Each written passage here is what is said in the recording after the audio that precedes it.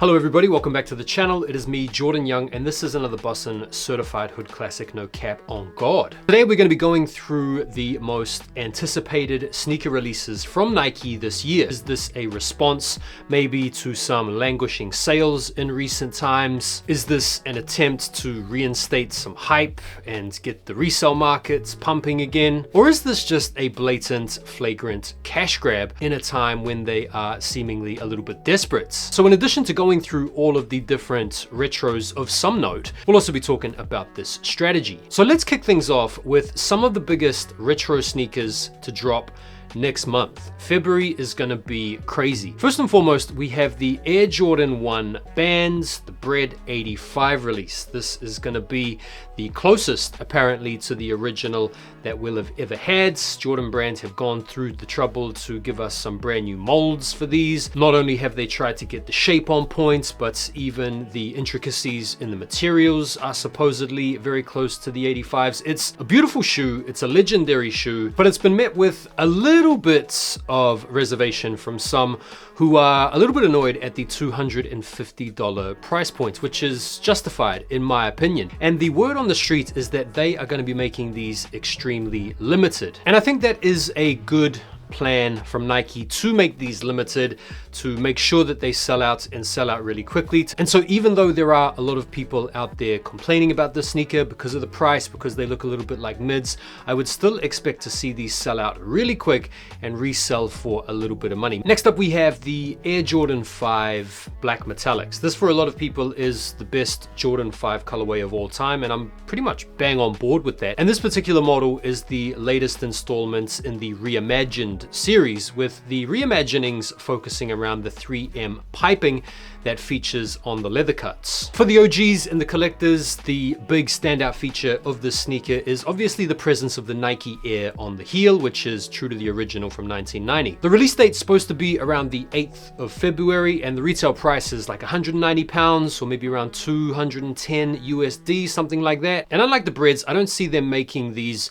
particularly limited. I think they want to put enough pairs out there for them to make some money on this release, and so I wouldn't actually be surprised if this pair ends up bricking in some places. Next up, we have the Jordan 1 Black Toe Reimagined. This is crazy. Within like 1 week, we're getting 2 reimagined Jordans. Now this pair was supposed to drop last year, as you guys may or may not remember. February the 15th, I think, is the proposed release date. There's going to be a whole bunch of family sizing, $180, so around 165 pounds, I think, is the price point. And one of the points of contention for this sneaker that I think is going to be the reason that will make these sit is these don't feature the Jordan Wings logo on the collar. They've got the Air Jordan text in its place, which for some people, myself included, isn't a redeeming feature. I think it makes these less iconic. Now, I do think these are going to sit. I do think these are going to brick, and one of the main reasons I think that is because early pairs are already out there going for the low. Next up, in February, the Nike Air Foamposite 1 Galaxies. Bro, all 4 of these sneakers dropping in the same month is crazy. This sneaker first came out during All-Star Weekend in 2012. The reason this sneaker is so popular is because in 2012, this was a real movement. This was the sneaker of the day. The Nike basketball line with these foams, with LeBrons, with KDs, with Kobe's were really popular, even in the streets, not just on the courts. And so this sneaker for a lot of people is going to rake up a whole bunch of nostalgia. Even for myself, someone that's not a fan of foams, this is a sneaker in a colorway that I would be quite keen to get into my collection. $240, the prospective price point, which is a little bit steep. And depending on how they do the numbers on these, I can see these selling out in the popular sizes, but I think the smaller sizes will probably end up sitting in a lot of places. Right, let's talk about a couple of rumors. Don't know if these are actually going to come out, but if they do, it would be crazy. First and foremost, the PlayStation Air Force Ones. If you guys don't know about this sneaker, this is a pretty legendary sneaker in sneaker collecting. They first came out 2006, there was something like 150 pairs. Then they came out again in 09 in a slightly different form, even more limited, I think, something like 30 pairs. There was another PlayStation Air Force One that came out in 2018, but those were pretty average, to be fair. And so these coming out in some kind of a retro form has got a lot of collectors and a lot of resellers a bit annoyed, because these have been selling for literally thousands and thousands of dollars over the years. And so if you've paid over the odds for your pair and you're seeing them potentially come back in this exact form, you'd be pissed. I could understand that for sure. And it's not just the PlayStation Air Force Ones either. There's also the Scars pizzas that are rumored to release as well. And this was another very, very rare collaboration.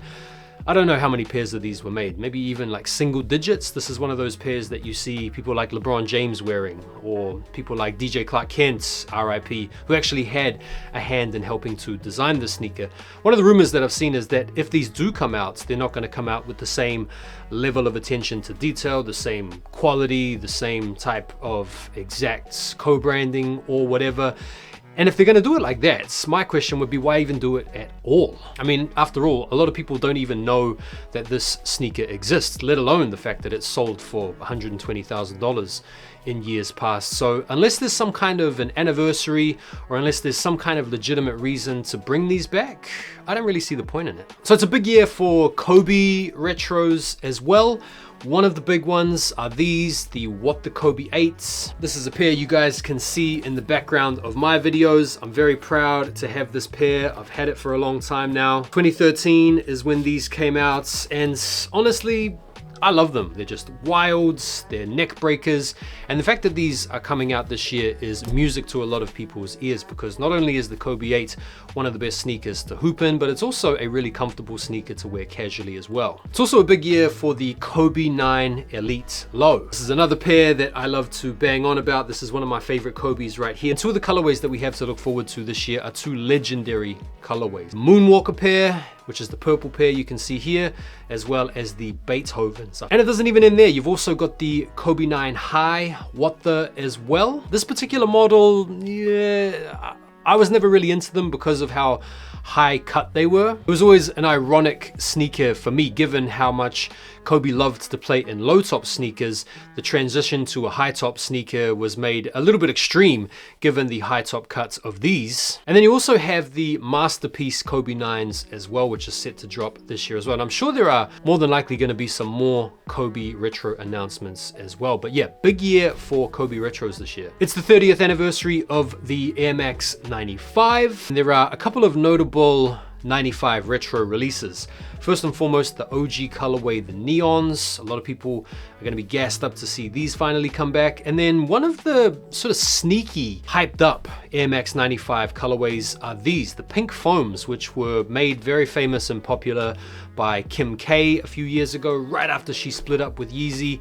She chucked these on and then splashed them on her IG in some gym fit pics that just sent the sneaker resale world into a little bit of a meltdown. Prices on these jumped out of the building straight away. Right, let's smash through some more huge retros for this year. The Jordan 4 White Cements, the best Jordan 4 colorway of all time. People like me who still have their 2016 pair, which you can see here, aren't gonna feel like they need to have these necessarily, but again, this is one of those sneakers that I'm sure will sell out and go on to resell for not crazy money, but maybe a little bit. The black and red 12s, also known as the Flu Game 12s. We last had these in 2016. You can see my pair here, still fresh, still in really good nick. In fact, I haven't even worn these, so I'm not gonna be going for these personally. And I think these are also going to be bricks. And it's not just this colorway of the 12 that we have to look forward to. You also have the Taxi 12s as well, which is a big time grail for a lot of people. I don't think the Taxis are gonna sell out either. I think these are gonna sit. Also the French Blue 12s, these are gonna be bricks. And then the Mellow 12s as well, which is arguably one of the nicest non-OG colorways of the 12s, but just because 12s don't tend to move like that, I don't see any of these selling out unless they of course decide to go ahead and make them hyper limited. Jordan 8s, there are a couple of big 8s releasing this year, the Bugs Bunny 8s, I think these are gonna sit. The Aqua 8s, I think we last had these out in 2015 or something like that, so these have been due for a retro. One of the best, if not the best, Jordan 8 colorways. I'm gonna need a pair of those myself. More Jordan 5s, the Grapes, legendary colorway. First time we'll have had this sneaker with the Nike Air on the back, notwithstanding the fresh princes. The early images have these looking good. I can see these bricking though. Black Tongue, Fire Reds. Bro, this is one of those ones for the collectors. A lot of people out there are going to be excited to see these, but again, I can see these bricking just because 5s, man. Jordan 1s, let's talk about the lows first. Now, these aren't strict retros, but they are retros in the sense that, you know, these are just retro models. We've got the Obsidian 1 low. This is going to be a dope release. Looking forward to these. I can see these sitting. Same thing with the Rookie of the Years. These are going to sit. Storm Blues as well. Really nice pair, really nice colorway. These are also gonna sit. There are some other colorways as well as some other Travis Scotts. Obviously the Travis Scotts aren't gonna sit, but we're really trying to just focus on non-collaboration sneakers. In terms of Jordan 1 highs, there's supposedly gonna be a UNC Reimagined, which is gonna be a must-cop sneaker for a lot of people. My inclination is that the UNCs, in being a Reimagined, will probably end up selling out. The Shattered Backboards, this is another huge release. This has long been the sneaker that people have pointed to as the best representation of high quality on an Air Jordan sneaker. And if you've had a pair from 2015, you will know they did a good job with the quality on that sneaker. And my fear is if they don't replicate the decent quality that that pair had, these are gonna end up disappointing a lot of people. And as a result, I could even see the Shattered Backboards. This could be a hot take. I could see these being bricks this year. Right, Jordan 4s, huge year for Jordan 4s. We know about the white cements, but the main retros that people are fixated on for Jordan 4 this year have got to be, first and foremost, the Black Cats.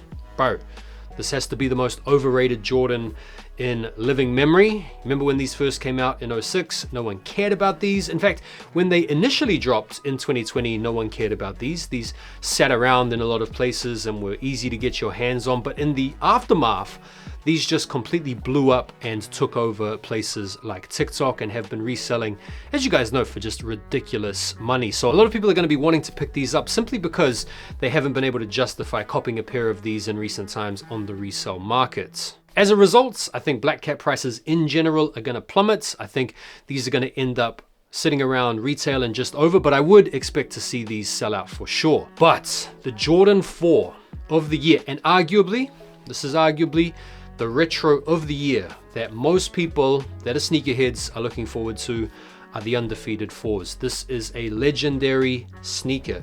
2005, the first Jordan collab with anybody. Beautiful colorway. Iconic. Pairs of these have sold for 20K, 30K. The rumors are there's 2 different pairs coming out. One with the Jumpman on the back, the other pair with the Nike Air on the back. It's unclear at the moment as to whether or not one of these pairs is going to be an Undefeated store exclusive or a friends and family type pair. I'm not sure, but I think you'll agree with me when I say this is awesome. This is a beautiful shoe. A lot of people are going to be going for these. They're going to sell out for sure. They're going to resell for a bunch of money, but I don't think it's going to be completely crazy and outlandish. Some other noteworthy retros that are worthy of a mention, I think the Ferrari 14s. Again, this is one of those sneakers that maybe in today's climate, with this sort of motorsport fashion trend that we're in the midst of, be it Formula One or be it motor racing in general, these could actually be coming back in a really good time for them to sell out and be popular. Also the Pure Money 3s. This is a pretty legendary Air Jordan 3. In terms of Air Jordan 11 releases, bro, we've got the Gammas coming back, and that is just about it. So what am I thinking? I'm thinking that for me, because there's so much stuff coming out this year, I can afford to be quite selective about the stuff that I want to cop. After all, I've already got a whole bunch of sneakers that I'm not wearing. I don't need every single release that's coming out this year to inevitably put off to the side or sit on the shelf unworn. I also feel like because there's so much stuff coming out, I'm not going to be overly disappointed if I miss out on one release because there's going to be another one right around the corner. And I'm sure the same is true for a lot of you guys out there. Even though there's a lot of stuff coming out, you've probably only really earmarked a couple 2 or 3 big ones that you're targeting. And if you don't come up on those, maybe a couple of backup plans. It's almost like you're at a buffet with so much choice. The overwhelming choice almost makes you feel like you want to just zero in on a couple of things that you really like and just disregard everything else. Is this a good move from Nike to essentially open up the vault, pick out some of their best reselling sneakers over the past 10, 20 plus years, and then essentially bring them en masse to a market that is a little bit disinterested in some of the stuff that Nike is releasing these days and is even more tempted than ever to go and check out what other brands are doing? I think the overwhelming majority of sneakerheads that I've seen talk about this issue online are very much in support of this as a good idea. A lot of people want to see these grails flood the market. A lot of people see this as another death nail in the coffin of resellers. A lot of people are really excited about getting their hands on the grails that they didn't want to have to overpay for in the recent past. I totally get that. That makes sense. On the flip side though, Nike run the risk of diluting their brand's desirability by bringing back a whole bunch of keynote product and having it sit on shelves and inevitably go on sale. At the end of the day, if Nikes are on the resale market reselling, that has a really good knock-on effect to Nike's brand's desirability. If it's perceived normal to have to overpay for limited Nike products, that has a really good trickle-down effect to some of Nike's lesser products. And as we know, when it comes to marketing, when it comes to brand desirability, the limited stuff helps to propel the success of the more available stuff. And so if Nike can get the balance right between making some of these retro releases somewhat limited and then some of these releases way more democratized, I think they're probably going to get away with seeing a huge increase in sales and not a big drop off in terms of their brand desirability. So in my opinion, it really comes down to how well they manage the numbers, how effective the rollouts are, how fair the releases are, and how much product is left sitting on the shelf at the end of it all. So me personally, I'm really looking forward to the Undefeated 4s. I think that's got to be the main sneaker I'm going after this year. Wouldn't mind getting my hands on a pair of the Galaxy Foams and probably the Aqua 8s. Those are really the only 3 absolute must cops for me at this point. What are your must cop retro sneakers for 2025? Feel free to drop your top 3 down below in the comments. And let me know what you guys thought of the video. If you guys enjoyed it, please let me know as well. Like the video before you bounce, and I'll see you guys on the next one. Take care for now, and peace.